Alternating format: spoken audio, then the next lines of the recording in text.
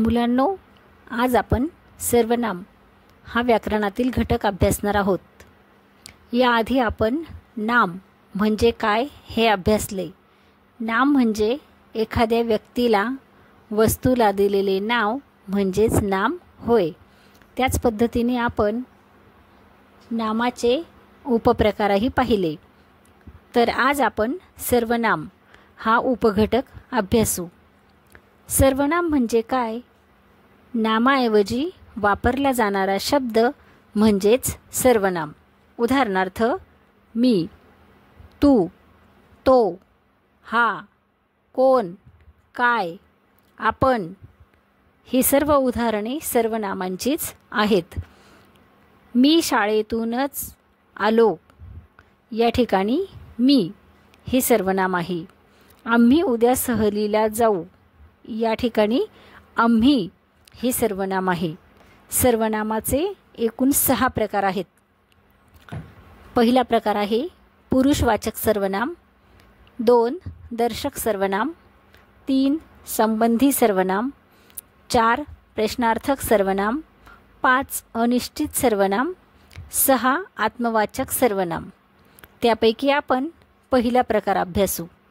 सर्वनामाचा पहिला प्रकार आहे पुरुषवाचक सर्वनाम. यामध्ये 3 प्रकार पडतात. प्रथम पुरुषी सर्वनाम, द्वितीय पुरुषी सर्वनाम आणि तृतीय पुरुषी सर्वनाम. प्रथम पुरुष यामध्ये मी, आम्ही, आपण, स्वतः या सर्वनामांचा उपयोग केला जातो. म्हणजेच बोलणाऱ्यांचा या ठिकाणी उपयोग केला जातो. द्वितीय पुरुषीमध्ये ज्याच्याशी बोलायचे त्याचा उल्लेख करताना ही सर्वनामे वापरली जातात. उदाहरणार्थ तू, तुम्ही, आपण इत्यादी. आणि तृतीय पुरुषवाचक सर्वनामे म्हणजे ज्यांच्याविषयी बोलायचे त्या व्यक्ती व वस्तू यांचा उल्लेख करताना ही सर्वनामे वापरली जातात.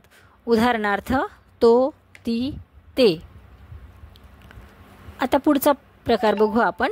दर्शक सर्वनाम. जवळची किंवा दूरची वस्तू दाखविणारे जे सर्वनाम असते त्या सर्वनामाला दर्शक सर्वनाम असे म्हणतात. उदाहरणार्थ हा, ही, हे, तो, ती, ते ही सर्व दर्शक सर्वनामाची उदाहरणे आहे. तो उद्या शाळेत येणार नाही हे झाले दर्शक सर्वनाम.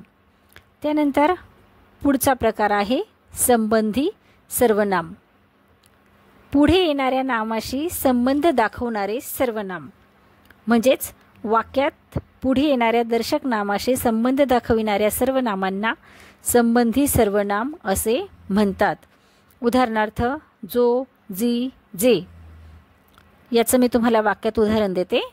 जो चढतो तोच पडतो. जो आणि तोच ही सर्वनामाची उदाहरणे आहेत. जे चकाकते ते सोने नसते. जे, ते ही सर्व उदाहरणे संबंधी सर्वनामाची आहेत. यानंतर पुढचं आहे प्रश्नार्थक सर्वनाम. प्रश्न विचारण्यासाठी या सर्वनामांचा उपयोग केला जातो. उदाहरणार्थ कोण बोलतो तिकडे. या ठिकाणी कोण हा शब्द सर्वनामाशी संबंधित आहे. तुला काय हवे. तुला हे सर्वनाम आहे. काय हे सर्वनाम आहे. कोणी यावे, कोणी जावे. कोणी हे सर्वनाम या ठिकाणी वापरलेले आहे. कोण ही गर्दी. कोण हे सर्वनाम प्रश्नार्थक सर्वनाम आहे. त्यानंतर पुढचं आहे अनिश्चित सर्वनाम. ज्यातून कोणत्या नामाबद्दल बोलतोय ते नक्की कळत नाही. कोणी, कोणास, काय या शब्दांचा उपयोग अनिश्चित सर्वनामांसाठी केला जातो. कोणीही आले तरी चालेल. कोणास काय पाहिजे. काय हवे आहे तुम्हाला. ही सर्व अनिश्चित सर्वनामांची उदाहरणे आहे. त्यानंतर आहे आत्मवाचक सर्वनाम. स्वतः असा अर्थ दाखवणारे जे सर्वनाम असते त्याला आत्मवाचक सर्वनाम असे म्हणतात. उदाहरणार्थ मी स्वतः त्याला पाहिले. या ठिकाणी स्वतः हा शब्द स्वतःसाठी आलेला आहे, ते आहे आत्मवाचक सर्वनाम. तू स्वतः मोटर राखशील का? या ठिकाणी सुद्धा स्वतः शब्द आलेला आहे. तो आपण होऊन माझ्याकडे आला. आपण हे सर्वनाम आहे. तुम्ही स्वतःला काय समजतात? स्वतःला हे सर्वनाम आहे. अशा प्रकारे विद्यार्थ्यांनो, आज आपण सर्वनामाचे 6 प्रकार अभ्यासले. सर्वनाम म्हणजे काय हे आपण पाहिले. नामाऐवजी वापरल्या जाणाऱ्या शब्दाला सर्वनाम असे म्हणतात. सर्वनामांचे आपण 6 उपप्रकार अभ्यासले. पुरुषवाचक, दर्शक, संबंधी, प्रश्नार्थक, अनिश्चित आणि आत्मवाचक. आता मी तुम्हाला अभ्यास देणार आहे. खालील उतार्यातील सर्वनामे व त्यांचे प्रकार ओळखा. या ठिकाणी एक उतारा दिलेला आहे. त्या उतार्याचे वाचन करायचे आणि तुम्ही सर्वनामे ओळखायची आहेत. माझा एक शिकारी मित्र आहे. त्याचे नाव सखाराम. हा कोकणी गडी आहे. जंगलाची त्याला खडानखडा माहिती आहे. त्याची स्वतःची बंदूक आहे.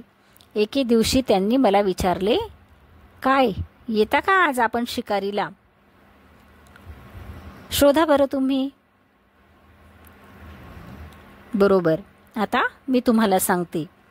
माझा संबंधी सर्वनाम, त्याचे संबंधी सर्वनाम, हा दर्शक सर्वनाम, त्याला पुरुषवाचक सर्वनाम, स्वतःची आत्मवाचक सर्वनाम, त्यांनी पुरुषवाचक सर्वनाम, मला पुरुषवाचक सर्वनाम, काय प्रश्नार्थक सर्वनाम, आपण पुरुषवाचक सर्वनाम.